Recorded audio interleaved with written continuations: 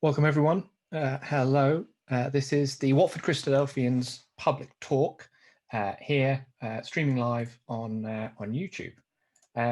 We've got a great subject tonight, something very interesting and exciting. We're going to be talking about faith, how to find a faith, how to have a faith, how to strengthen a faith, what it means, what it's all about. And we'd love to hear from you. If you have questions, if you have comments, please feel free to post them in the top chat on the YouTube page. We'll start in a few minutes, just to allow a couple more people to join. Looks like we've got 16 people watching live already, which is excellent. So welcome. You're in the right place, and we'll start in a moment or two. We are discussing faith, how to find a faith. And we've got Tom from Oxford with us. How are you this evening? I'm good, thank you, Josh. Thanks for having me. That's excellent to hear. It's lovely to host you digitally.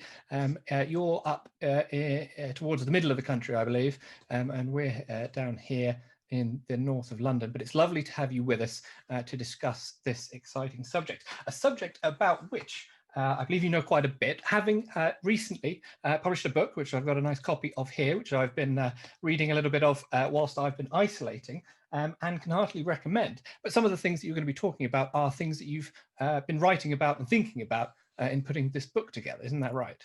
That's absolutely right. Yeah, I hope to share some of those thoughts with you. Excellent. Well, we're looking forward to hearing it, but we're also looking forward to hearing from some of you who are out there watching us. We've got 25 people joined the stream and watching live already, and we've got some options for you to get into contact with us. If you'd like to post a message in the YouTube chat, you can ask some questions, and as we proceed through the evening, I'll pick those up and bring them into the discussion. But that said, Tom, if you'd like to sort of introduce what you'd like to begin by talking about with us tonight, thinking about faith, thinking about how to find a faith. I will do. Thank you, Josh. Lovely.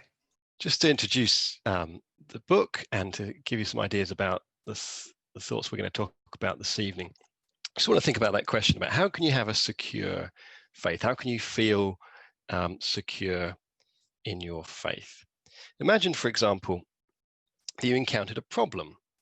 Imagine if all your life you had believed that David was the one who slew Goliath, and then you encounter a skeptic who challenges you with a verse from the Bible that tells you that actually it was Elhanan, the son of Jair, who killed Goliath instead.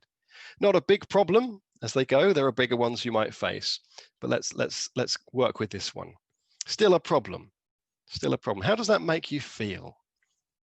Does that make you feel defensive towards the Bible, that you want to protect your faith? Does it make you feel worried about your faith? Does it make you feel angry against skeptics, against critics of the Bible? Or does it make you feel fretful, like you need to find a solution to this problem? I suggest that none of these are the characteristics of a particularly secure faith. It doesn't feel like a very happy place to be in. Why might this be? Why might we have these reactions? Well, we quite often think about faith as a tower, that we build our beliefs one upon another, starting on something that's really certain, something that's really fixed and true, a foundation, if you will, for our beliefs. And often, as Christadelphians and as other Christians, the way we would think about that tower is you'd start with inspired, inerrant scripture as your foundation, and the other things would be built on top of that. So God, Jesus, the resurrection, baptism, all built one upon another, upon that rock solid foundation. It feels like that would be a secure faith. It feels like that would be a secure way to conduct yourself. But the trouble with this model is that one certain belief at the bottom isn't one certain belief, it's 10,000 beliefs. Because if you believe, that belief that the Bible is inspired and inerrant means believing that everything the Bible claims is true. And the Bible claims 10,000 things, including that David slew Goliath. So if just one of those beliefs comes under question, not even if it's rejected, but if it comes under question, it feels like your entire tower begins to shake and perhaps could collapse altogether. So this isn't a very helpful model for thinking about our beliefs as Christians. I want to suggest, and I suggest in my book, that actually beliefs work a lot better as a web, with big beliefs, small beliefs, little beliefs, all connected in the web together. And when you find space within your web for a new belief, if it has lots of connections with the things you already believe, then that's something you're going to want to believe as well. It fits nicely within your web, so you will believe it. On the other hand, if one of those connections breaks because new evidence comes along, a new argument comes along to convince you that that no longer works, well, perhaps one of those beliefs will drop out and you'll adjust your web to match. See, unlike the tower, this web does not collapse when one little belief is challenged. The web is flexible. Let me just briefly describe how I see this working, and I go into much more detail in the book. Take some basic facts about the universe. I've put 5 on the screen, but there are others you might think about. The beginning of the universe, the fine-tuning of the universe, the existence of morality, and others too. You might think that those facts about the universe provide a space into which God neatly fits. And once you have a web with God in it, once your belief structure has God in it, then other things start making sense as well. A belief, a web with God in it, coupled with some historical evidence about Jesus and the empty tomb, makes a belief in Jesus, and particularly the resurrection of Jesus, not only seem possible, but also probable. Let me pick up from where we left off. So this idea of a web, 5 facts about the universe into which God fits. And once you've got a web with God in it, then coupled with some historical evidence about Jesus, then actually belief in Jesus is not only possible, but probable, and particularly the resurrection of Jesus. And once you've got that within your web of beliefs, then other things seem to work too. The Bible makes a lot of sense once those 2 things are already in your web. And once you've got all that together in your web, then actually certain beliefs just flow from that naturally. Beliefs about baptism, resurrection, salvation, things that as Christians we take for granted. And at that point, then of course you want to consider what it is you believe about the Bible, right? Is the Bible inerrant after all? And if you got that far, well, perhaps then you do want to consider whether or not David slew Goliath. But if that belief was challenged, well, that's one of your little beliefs on the outside. Maybe you can drop that one and the web stays intact. So how does that make you feel about your faith? Secure about the big things like God and Jesus and the Bible, but maybe relaxed about the small things because they're not going to change the overall web. Flexible to new ideas because that's what a web is. A web is flexible. You can swap ideas in and out without affecting the main, and therefore empowered to focus on other things. So that's what I talk about in the new book, Founding a Faith. Okay. I shall stop sharing. Excellent. Okay, thank you very much. That's incredibly helpful, and to have the picture there with it is great to see that different idea. The tower, where everything is sort of hard coded one into another, more rigid, versus the web image that you showed us, allowing for one flexibility and the ability to interrogate, I suppose, different ideas, different beliefs, that they come together. Okay, excellent. We've got some questions coming in, which I'll open up with to begin with, and would encourage people to continue asking them. Tim asks, is there one way to finding faith or multiple routes? So you've talked about what a faith can look like, and how some flexibility and the different model that you talk about in the book could be useful. But in terms of I suppose adding things to the web, perhaps to continue the image idea, is there one way to do that, or multiple routes available to people? What do you think about that? So I think inevitably, both intuitively and experience would show that there's more than one route into faith. So if we're talking about faith as our relationship with God, then there are multiple ways to conduct any relationship and to enter into a relationship. But also, clearly, the way that we experience our faith today in our modern context is going to be different from how people have done it historically. So one of the things that I talked about on the screen was the idea of like the fine-tuning of the universe. It's a very powerful indication that there must be a designer, but that is something we've known about for less than a century. So it would have been redundant. It would have been unimportant for people before the modern era. So they had a different way into their faith. I also think, because one of the key aspects that I try and draw out in the book is the difference between faith and beliefs. So beliefs is about head knowledge. It's about the things that you think and the things that you affirm. Whereas faith is much more about trust. Faith is much more about relationship. And therefore, and you can't necessarily argue anyone into relationship. You can't argue somebody into faith. So whilst that might be helpful to somebody who's interested to look at evidence and arguments and all the sort of things that we would do as Christians, that in itself isn't going to bring you to relationship.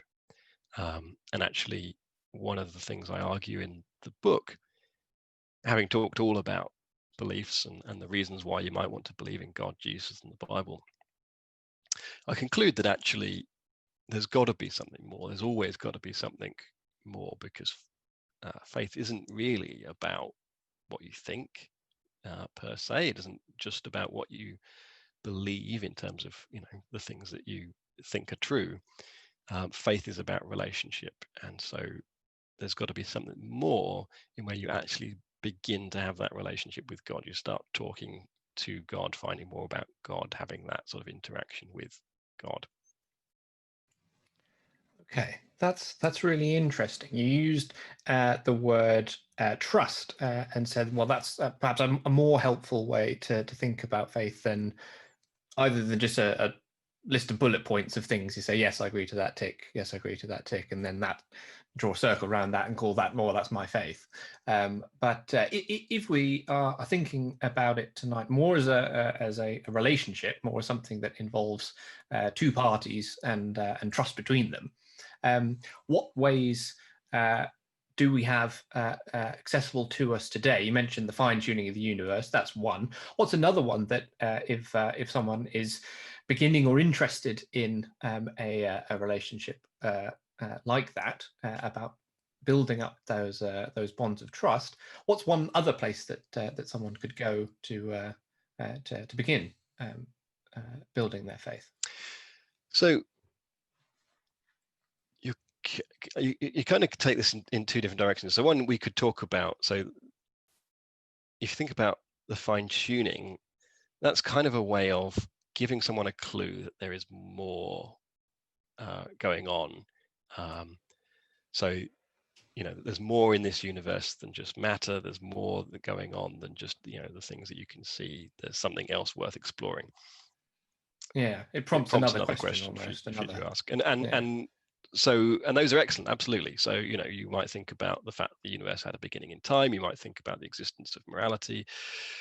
You might think about people's personal experiences. There might be aspects of the Bible, and particularly the resurrection views, that prompt you to think more and beyond the sort of everyday and question whether there is something else. But when the relationship starts, when faith starts, is when you start reaching out beyond that and saying, well, actually, maybe I'm going to start talking to this person, right? We call that prayer. Maybe I'm going to start trying to experience this person's presence. Maybe I'm going to start interacting with this person through a community of believers, which we call, going to church, for example. So, none of this in particular is new or earth-shattering. This is the way people have interacted with God for thousands of years, is by praying to him, by reading the Bible, by interacting with God through worship with a community of believers. But the reason why people keep doing those things is very much because those are the ways in which people build and maintain their relationship with God, which is what we call faith. Okay, that's helpful, and it leads on nicely to another question that's come in through the chat, which is about thinking about what it would take to invalidate faith. We've been talking about different things that that people might come to understand, and then that might make them ask another question. Then they go and investigate something else, and then they think, okay, maybe I'm interested in the God of the Bible. Well, I better read the Bible and see what happens. But this question asks, what would it take to invalidate faith, or to put it another way, what level of evidence is required to make that leap of faith and put a trust in God? So that's an interesting question. So let's take the two things separately. So the question about what it would take to sort of invalidate faith. I don't necessarily think that you need to sort of, put a number on that or quantify that.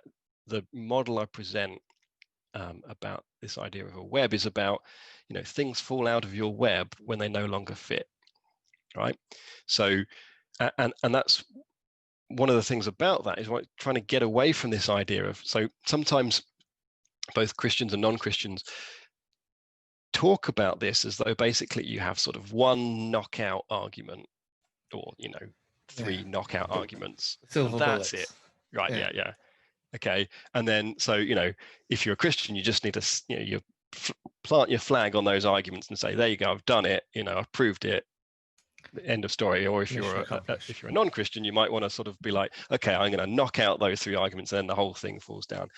I don't think we approach any other area of life in that way, right? Because everything we believe is within the context of everything else that we believe.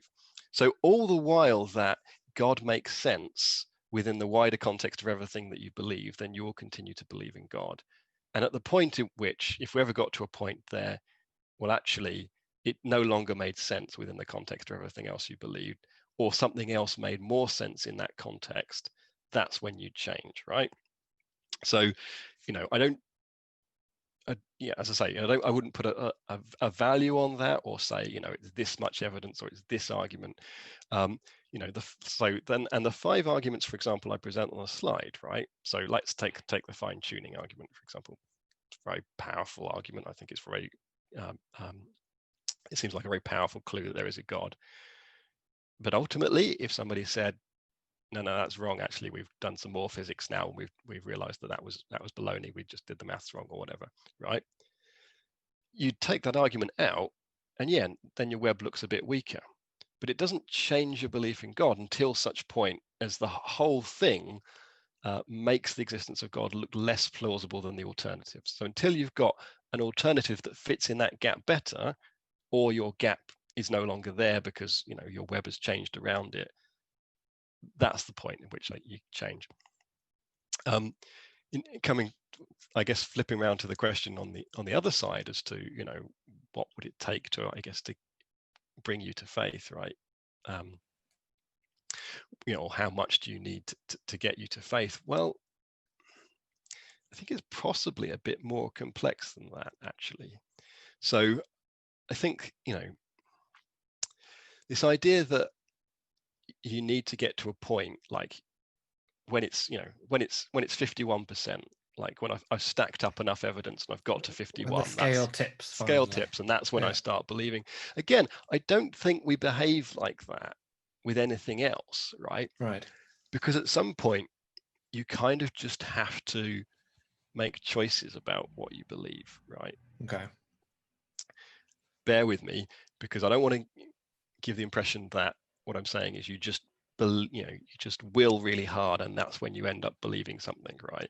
What I mean is faced with the evidence in front of you, you kind of you make you evaluate that, and that's how you end up believing something. If something seems more plausible than it's not than otherwise, then that's why you start believing it, right? So there's no kind of threshold, or there's no kind of weighting system for things, not least because like the sheer weight of facts around you are going to constantly change. The information available to you is constantly in flux.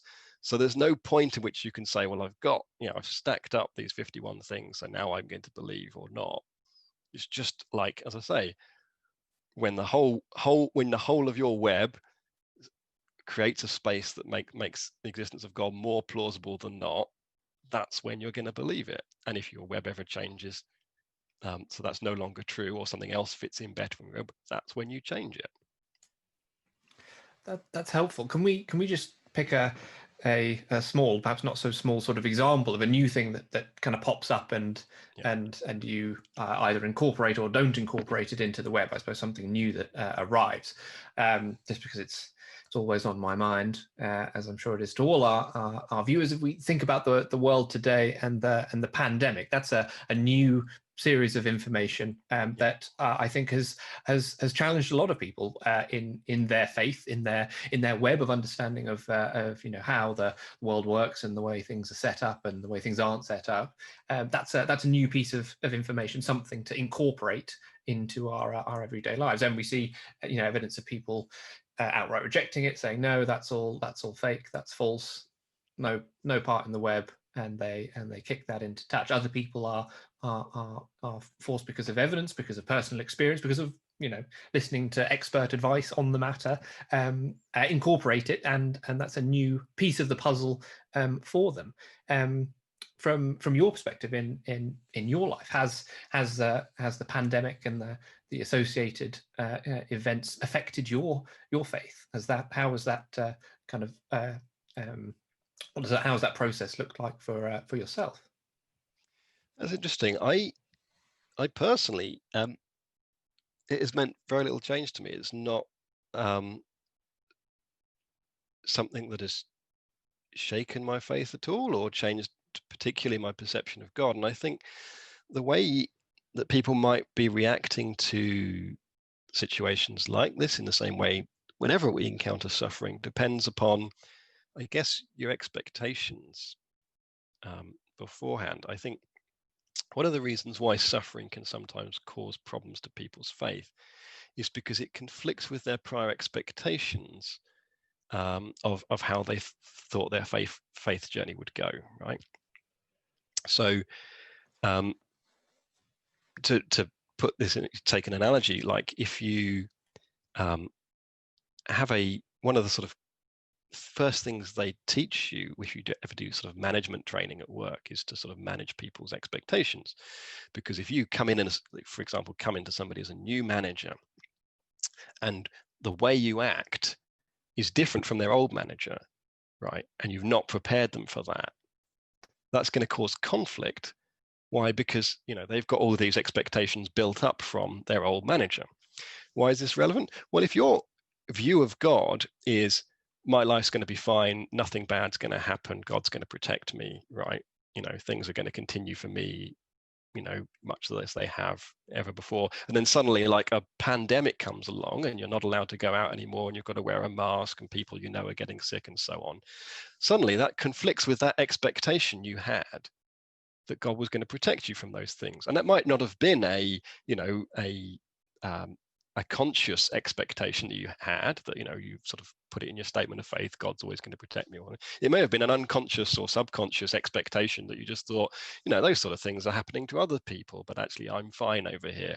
And I think one of the sort of things that we have experienced, particularly here in the West, is a certain degree of complacency about, because we enjoy a very high standard of living with a very low mortality rate in general, and because things are generally quite comfortable for us, actually to be thrown into this situation of things being a little bit difficult for a while has, I guess, been a challenge for some people, because it conflicts with those sort of unspoken expectations that things are always going to be okay. But actually, if you think about the situation from the perspective as the world as a whole, well, actually, pandemics are not actually that unexpected, or that, we had one 100 years ago, which killed far more many people, right? And actually, the spread of diseases about the world, well, we've had situations. We had Ebola only a few years ago that spread in Africa. It didn't reach Europe, thankfully, but that kind of, inoculated us from those challenges at that point. Now we have been challenged with them. But there's nothing fundamentally that has changed about the facts about the universe that we were unaware of before. The only thing that's changed is it's been harder for us personally, right? It's affected us in a way that we felt protected from before.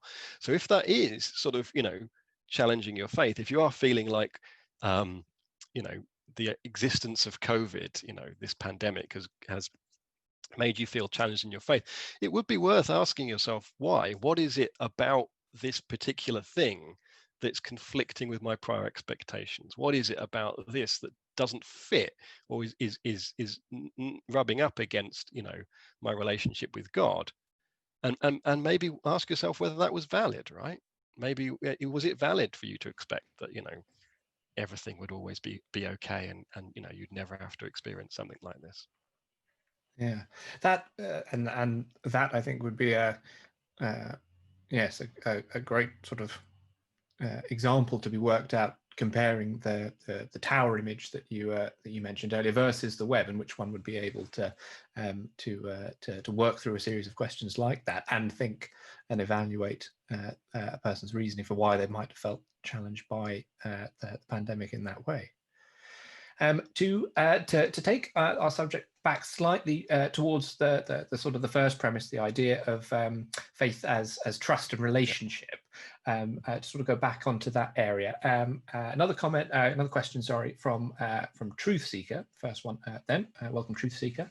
And their question is: surely faith, as described in the Bible, is not a relationship with God. So that sort of trust relationship isn't the way that the Bible talks about it, but acceptance that God exists. So that's part one, that God exists and that he will do what he says he will do.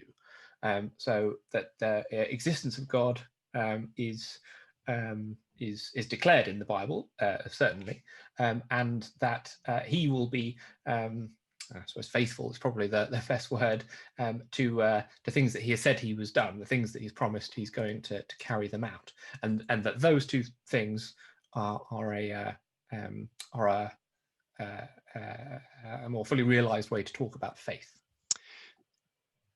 I would challenge that, and I think it would be worth thinking through that. So when the Bible talks about faith, in the context in which it talks about it, and it's an interesting study to do if you're interested in this kind of thing about looking at the uses of words in the Bible. It almost exclusively talks about the way people interact with God. Hebrews 11 is a great example of this, which is the great chapter of faith where the writer describes lots of different people who have been faithful, and in each and every case he's describing somebody who had a relationship with God and acted upon it. And Abraham, God calls Abraham out of the land of Canaan, and Abraham does it. Why? Because he trusts God. So it's one of the really interesting things about that chapter is there's a verse in it where the writer says, by faith we understand that God created the heavens and the earth. Now it's interesting, the two words he uses in that verse, by faith we understand. So that second part, that understanding part, right, that intellectual thing of, yes, I believe the world was created by God, right, that second intellectual bit is different from the first bit. What is the writer saying? He's saying, because we trust God, and by extension, because we trust the biblical account of what God did at creation, therefore we understand that God created the heavens and the earth.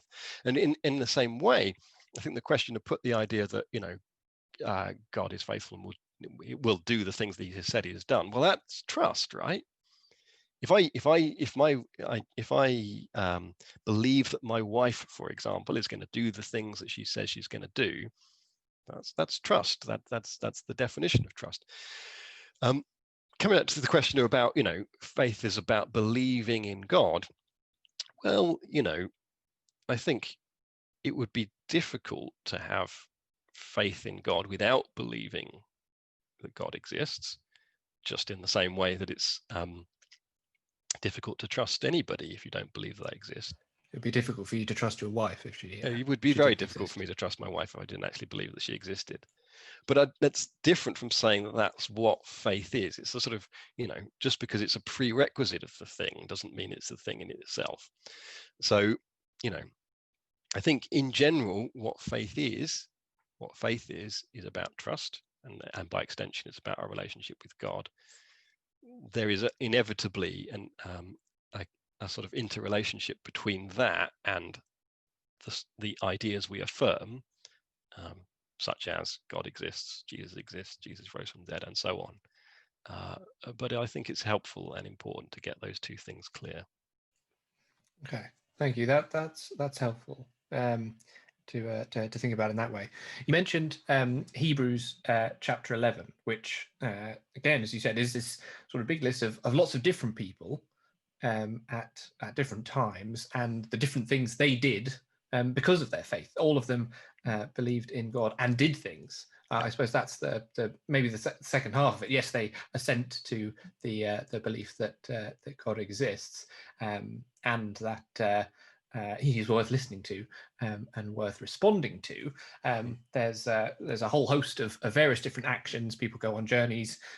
People do things. They act in certain ways. They stop doing certain things. They start doing other things because of their faith. Do you think action is sort of baked into it, or is that a sort of a separate thing? Is it enough to have, I suppose, pure mental assent? Just thinking, well, I agree, I trust, I have faith, or does it need to have, I suppose, a second step where action of some sort, whatever it might be, is the a sort of a necessary consequence of having a faith in the first place?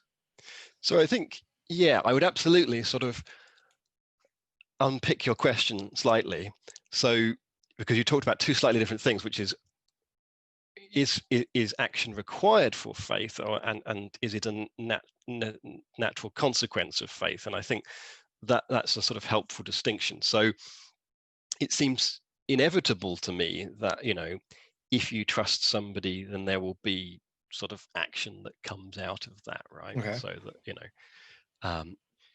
particularly like if that person calls you to action, right? So if you're Abraham, to take the biblical example, and God calls you out of where you're living and tells you to go somewhere else, and you trust him, then inevitably you're going to do those things, right? If you trust God to be who he is and to act in the way that he says he has acted, then inevitably there's an action coming from that. The first part of your question about is it required, or is action required, or is it enough to just a sort of assent that you're trusting in your head? Inevitably leads to the question, required for what, right? Required for what? What is this required? So I think, but at the back of our minds, we might be thinking, right, is faith enough for salvation, for eternal life, for God to be pleased, accepting us, and so on? Does it really count as faith if you don't do something about it? And in part, the answer to that question is it's up to God, right? So if we're talking about let's take the bull by the horns. If we're talking about is faith enough for salvation, or do we need to do something about it? Well, ultimately, the question of who's saved and who's not is up to God, right? So there's that. I can't necessarily tell you that. On the other hand, you might question, and the writer, and James does this in his letter in the New Testament. He questions this idea of, well, you show me your faith without works, and I'll show you my faith by my works. So James sort of calls into question this idea of,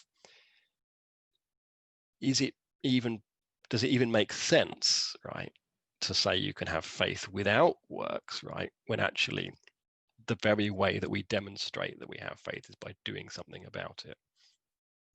So I'm hesitant to use the word required, Okay. because that implies a degree of legality or necessity or something that I don't think fits within the biblical model. But I think one inevitably would sort of want to ask questions about, is it even possible to believe, to have put your trust in God and then not do anything about it? It doesn't really make sense to say, I absolutely believe that there's a God. I believe the things that he's told me. I'm inspired by the promises that he's made. I trust that he will do the things for me that he says he will, and then not to do any of the things that he calls us to do. That wouldn't seem consistent. That's helpful. Yes, yeah, I like that it's not a pure transactional two sides of the equals mark. Having faith, must entail some action, but a healthy, working, vibrant faith, a trusting relationship will somehow naturally result in a response, in communication, in activity of some sort. No doubt, that's helpful. That's good. I don't see another question coming through in the chat, so I'll revert to one of mine. We spoke a little bit about COVID and the pandemic, and whether challenges in our world might cause us to think about our faith. I wanted to think a little bit now about a related topic, which is struggles arising in a faith. So I was thinking about one example. We did a Bible reading group here online a little while ago at Watford, and we started reading through the Gospel of Mark. And one of the people who joined made the comment, in the beginning of Mark, Jesus sort of arrives on the scene quite suddenly, and goes up to some people, some fishermen, and says, "Follow me, and I will make you fish for people." He's going to call them to himself, and they're going to join him, and off they go, and they leave their nets, they leave their family behind, they leave their jobs behind, and sort of make this this leap of faith, and off they go, and they follow Jesus. And as part of their following Jesus, they are subjected to some challenges and some difficulties. It's not just plain sailing for them. There are challenges for them. They make the response. They show, it appears, great faith, but yet there are challenges for them in their lives. What kind of how should we think about that? That just assenting, having a faith, doesn't. We talked about this before. It doesn't inoculate you from struggles in the world. It doesn't give you automatic immunity from missing your exit on the motorway, or forgetting your keys or something like that. It doesn't upgrade you from those difficulties that might externally come, but also you might have challenges in your own faith as you navigate after responding positively in faith at one point in the past. How should people feel about that? What could they do if not that something unrelated has come to challenge their faith, but they're just struggling in their faith for whatever reason? Are there any anything you could share that might help somebody who is struggling as they have had faith in the past, and for whatever reason they're finding it difficult to continue, whereas previously they had found it easy? Yeah, okay. I think that. So I think probably what I would say in those circumstances, is firstly to sort of take, firstly to sort of emphasize the fact that that's probably natural and to be expected. So one of the things I talk about in the book, and something that I reflect on quite a lot, and I think needs to be stated up front, as though it wasn't, obvious already, that, God isn't obvious, right? It's not, God's existence isn't in your face. I mean, there's a reason why people disagree about it in a way that they don't disagree about the existence of the sun, right? And it's because it's not obvious, right? There's a debate to be had about it because the evidence is less than clear, right? And so we need to be open and cognizant about the fact that actually, for good reason, and maybe that's a thing we could talk about later, but for good reason, God has chosen to keep his existence hidden or partially hidden. Mm-hmm. He's chosen not to make himself obvious in a way that he could have done, right? And that inevitably leaves scope for doubt, for people to at least question themselves as to, well, have I been right all this time, or was it all made up? Was it all fantasy? So, and if someone, so firstly, I would acknowledge then for that person going through that problem, this is natural, this is understandable, something that lots of people go through, and therefore not something to be ashamed of, and also not something to sort of worry about in and of itself. It's not a bad thing that you're experiencing doubt or experiencing challenge, but it is something to work through. And then, of course, you'd want to sort of have a little bit of introspection as to, well, what's going wrong, right? What is actually the problem?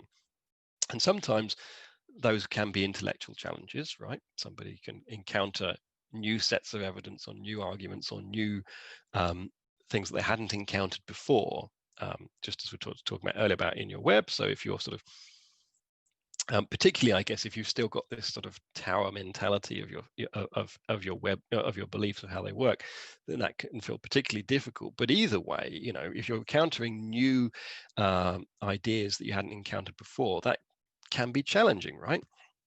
So, and if that's the case, if it was purely an intellectual thing, then I think the answer is investigate it, right? Think about, what's gone on, and try and resolve the question to your satisfaction. But I suspect that actually for a lot of people, when they go through those periods of doubt or challenge, it's not purely intellectual, even if that's a part of it. Actually, there might be something else that's going on, right? Because as much as your faith relationship with God is about, has this sort of, is prerequisite on what you believe, there's also sort of an aspect of it as to what have you got invested in it. And actually, for a lot of people, if you've been baptized, you've committed yourself to God, if you're a Christian, what you've got invested in this is everything, perhaps, right? And that's a lot, right? So I use an analogy about, imagine like your house is on fire, right? How certain would you need to be, right, that your child was trapped inside before you ran in to try and save them, right? I mean, even if it was fairly unlikely, right, you'd still want to do something about that until such time that you knew your child was safe, right? Because you've got so much invested in that, right? So it doesn't take much to, in that circumstance, to make you think, what, I've got to do something about this, right? Because it's so important to me. And so in the same way, if you're, what you've got invested in your faith, in your relationship with God, interacts really heavily with how you feel about that, and how you respond to challenges that might come across. So if your faith is struggling because actually it doesn't seem that great, right, if if your faith feels burdensome to you, if it's actually, if you feel like it's depriving you of things that you want to do, if you feel like it's not bringing you joy, if it's bringing you suffering, if it's struggling, or all these things, all that investment you have in faith and it isn't working out for you, all of that colors the way you perceive that relationship. And then when challenges come, then sort of intellectual challenges come, they're all the more hard to deal with and to grapple with, because in that context of, well, actually, wouldn't it be better and easier for me? And so I think one of the things that we all need to reflect on, regardless of where our faith is at that time, whether we are doing really well and happy within our faith or whether we're struggling, is reflect on, I guess, how we're feeling about it, right? How is this? Because if your faith is making you anxious or worried, if you're feeling, or if it's making you angry or fearful, or if if you're not enjoying it, if it's not making your life better, well, I would argue that probably you're doing something wrong, right? So the biblical witness is that the fruit of the Spirit is love, joy, peace, goodness, kindness. And if you're not experiencing those things, well, maybe you need to sort of, refresh your faith somehow. Maybe there's something not quite going quite right. So that is that kind of thing that I would want to go through. I want to do some introspection and think about what's going on. What's the context of what of these challenges that I'm experiencing? Because I doubt that in many cases it's purely I'm reassessing my balances of evidence and they're coming up wanting. I suspect in most cases there's also something else going on that needs to be addressed. That's very, very helpful. I think that's a really positive and encouraging message there at the end. To think about our faith, think about the effect it's having on our lives, and to encourage us to think critically, to think compassionately about what we believe and why we believe, and how that fits in, how that works in our lives, what it's and the result that it's having, the fruit, as you say, that it's having in our lives, and therefore a wonderful place to begin wrapping things up. I'm going to come to you in a second and ask you for some next steps, maybe some advice on what to read next, or if you're interested in following this further, where to go or what to do, whilst I offer our listeners one other option, which is next month on the 10th of February to join us again here on the YouTube channel for another public talk. Sam Walton is going to talk about did Jesus exist before he was born, and does it even matter? Where we're going to continue, I suppose, and look at a related subject that hopefully will be edifying and useful as we think about things that we believe and how that can impact our faith. So to Tom, before I wrap up finally and say thank you, if we've got someone out there watching who wants to know more, wants to take the next step or find out more about their faith, what would you recommend for them beginning 2021? Maybe someone's just starting out, new year, new faith, all that sort of good stuff. Where might you point them, perhaps? Well, I think we've plugged the book enough, so let's not talk about that again. Sure. But there's, there are wonderful resources online nowadays. So I guess if you were interested in learning a bit more about God and some of the reasons why Christians traditionally believe in God, you might want to think about words like the cosmological argument. Would be a good place to start, get some ideas around those things. If you wanted to think about specifically why Christianity rather than other forms of belief, then particularly thinking about the resurrection of Jesus and the reasons why Christians believe that actually happened, I think is incredibly important. And then also I would think more than that, if you want to move beyond just, arguments and evidence into a living faith, then find yourself a space in which it makes sense for you to experience the presence of God. And for some people, that will mean finding God in community. So finding a church, basically finding a group of believers who can help you experience God. And for others, that might mean it might be easier to experience God in nature and in the transcendent beauty of what God has created. And of course, reaching out to God in prayer and seeing where that takes you. So, yeah. Great, thank you. Some excellent practical steps there for a variety of different people interested in approaching this perhaps in different ways. Well, on behalf of the Watford Christadelphians, Tom, I'd like to thank you so much for taking the time to spend with us and helping us think about this important and challenging and incredibly exciting subject this evening. Thank you very much, everyone, for tuning in and listening to it live.